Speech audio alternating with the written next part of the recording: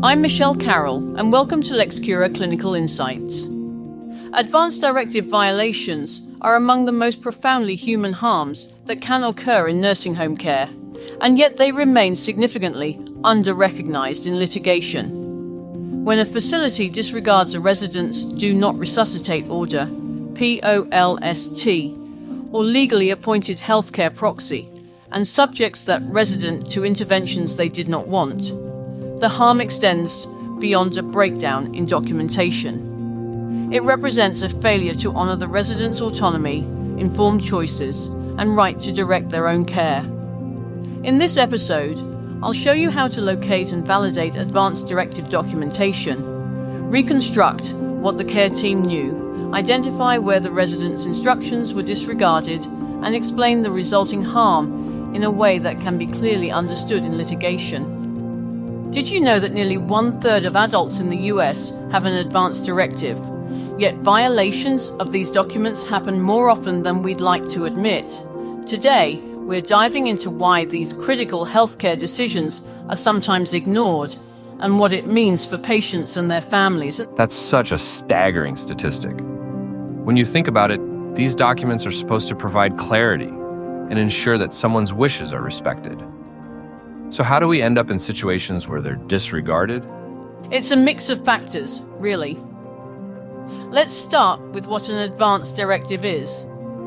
For anyone unfamiliar, it's a legal document that outlines a person's healthcare preferences if they're unable to make decisions themselves.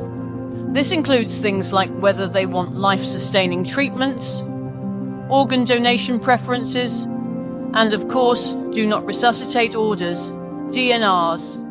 And DNR orders specifically tell medical staff not to perform CPR or other life-saving measures if the person's heart stops or they stop breathing. It's a decision that's often made after a lot of thought, especially for people with terminal illnesses or poor prognoses.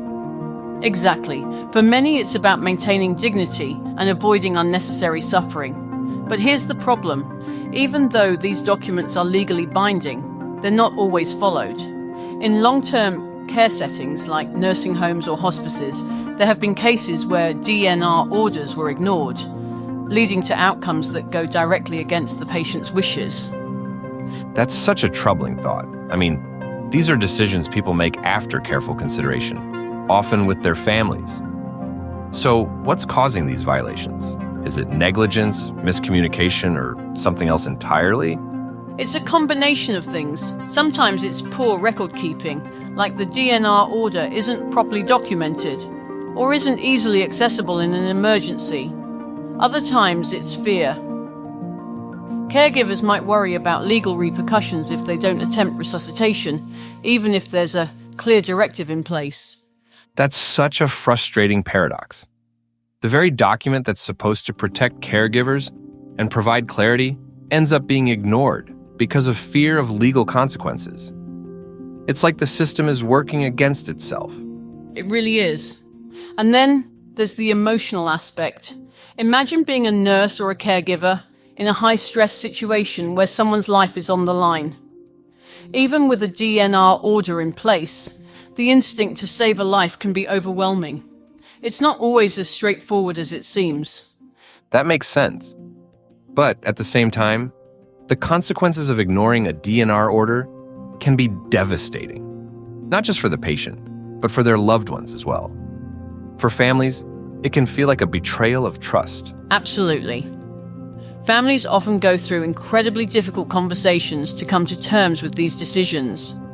When those wishes aren't honored, it's not just emotionally devastating, it can also lead to legal consequences for the facility or caregivers involved. And beyond the legal and emotional fallout, there's the ethical dimension. At its core, this is about respecting a person's autonomy, their right to make decisions about their own body and their own life. That's exactly it. Respect for autonomy is one of the cornerstones of medical ethics.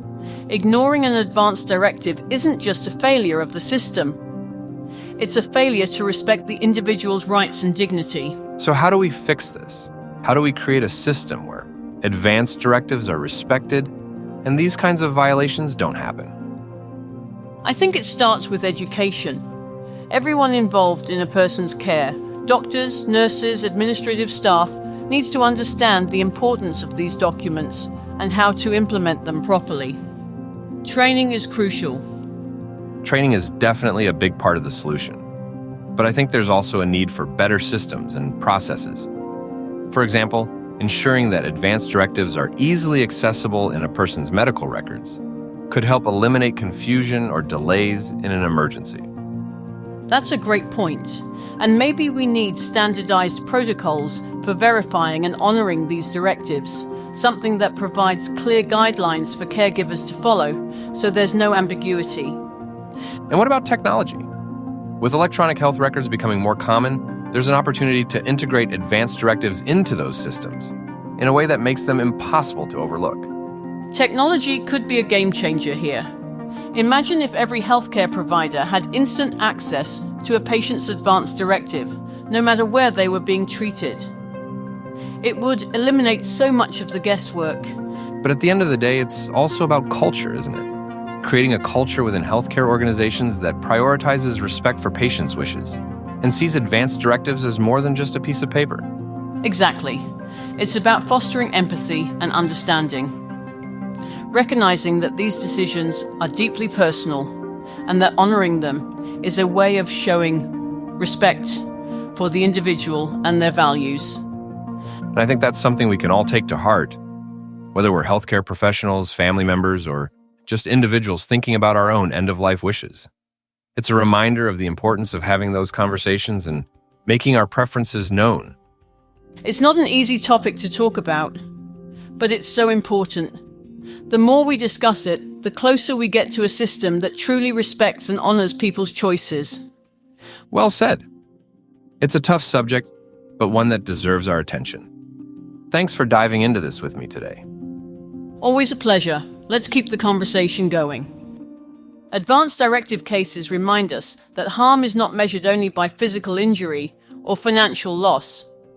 There can also be profound harm when a person's clearly expressed wishes are ignored at one of the most vulnerable moments of their life. The analysis begins with locating the controlling documents, but it cannot end there. We must determine whether the directive was current, whether it was available to the care team, whether it was communicated during transitions in care, and why the interventions that followed were inconsistent with the resident's wishes. When those facts are reconstructed carefully, the record can reveal not simply a documentation failure, but a failure to respect the person at the center of the care. Thank you for joining me for this episode of Lex Cura Clinical Insights. I'm Michelle Carroll, founder and chief clinical strategist of Lex Cura Summit. To learn more, visit lexcurasummit.com. Lex Cura Summit, clinical intelligence for better litigation decisions.